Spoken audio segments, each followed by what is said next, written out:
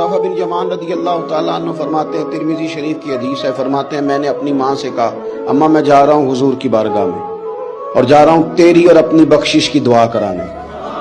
فرماتے ہیں مسجد نبوی شریف میں میں نے مغرب کی نماز پڑھی، عشاء تک میں بیٹھا رہا کیونکہ حضور بھی نماز پڑھ کے بیٹھے رہے۔